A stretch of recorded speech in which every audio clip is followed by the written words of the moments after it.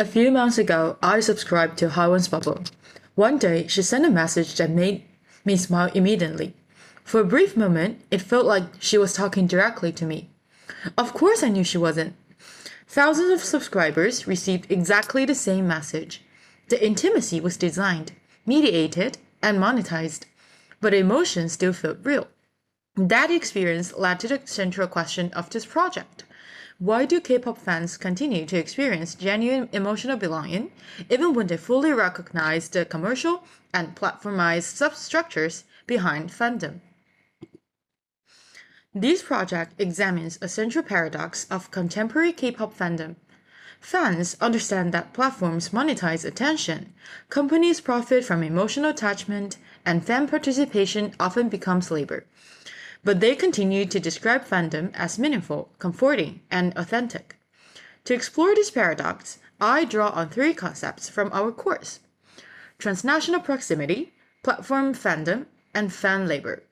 Rather than asking whether fandom is commercialized, I ask a different question. How does emotional authenticity continue to emerge within commercial systems? To explore this question, I conducted three semi-structured interviews with K-pop fans from China, Japan, and Canada.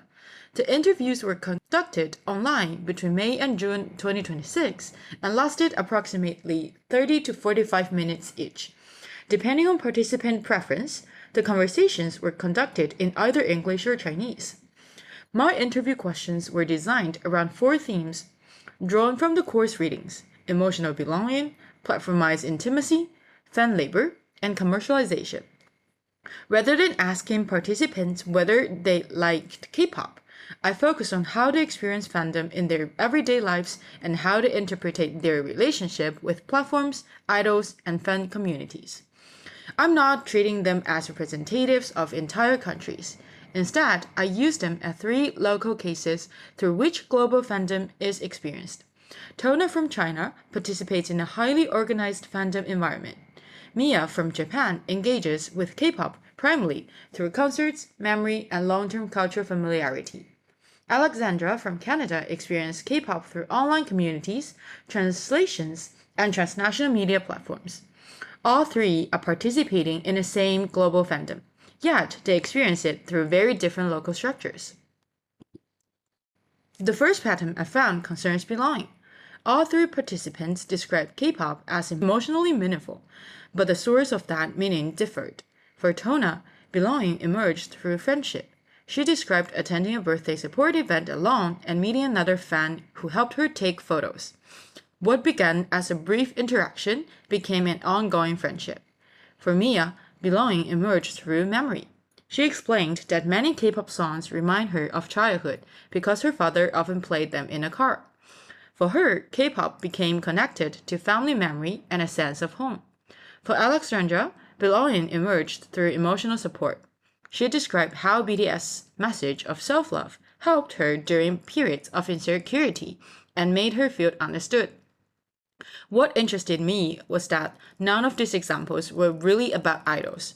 They were about friendship, memory, and recognition. The idol functioned as a point of connection, but the deeper value came from what fandom provided beyond the idol. In other words, what the participants were ultimately seeking was not simply access to celebrities, it was access to belonging. The second pattern concerns intimacy.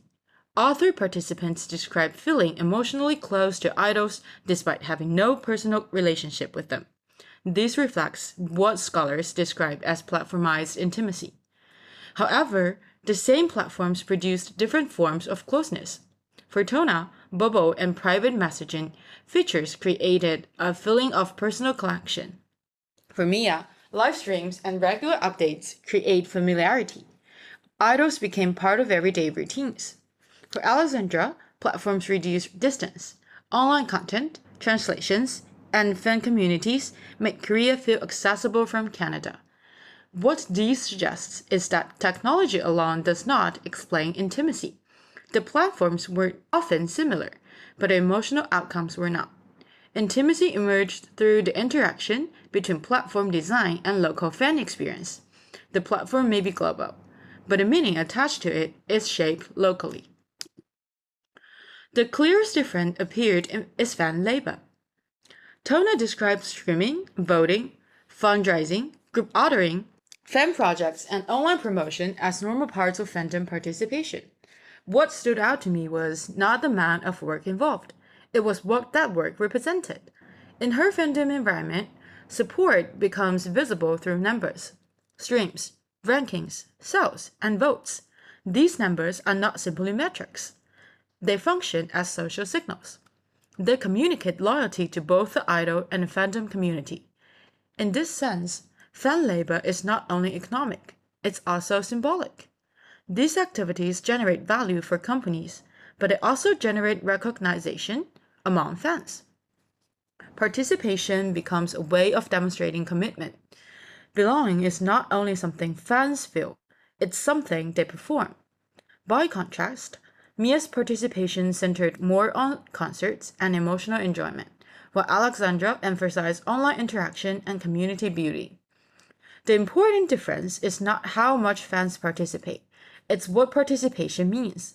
Different fandom systems reward different forms of engagement. At this point, I became less interested in whether K-pop is commercialized. That part was obvious to everybody I interviewed. Instead, I became interested in how fans interpretate commercialization. Tona was perhaps the most critical participant. She openly described how companies transformed emotional attachment into consumption through albums, merchandise, fan platforms, and collecting culture. Yet, she still described fandom as meaningful. Mia understood that idols are marketed products, but the memories attached to K-pop remained important to her. Alexandra recognized the commercial nature of fandom, while still valuing the friendships and emotional support she found through it. What these interviews suggest is that fans separate the system from their personal use of the system. The company designs the structure. Fans decide what the structure means. And this is what I mean by negotiated authenticity. Authenticity is not something that exists outside commercialization. It emerges through the ways fans interpret, use, and repurpose commercial spaces in their own lives. At a first glance, these findings may appear to be national differences. Chinese fans seem different from Japanese fans, as well as different from Canadian fans.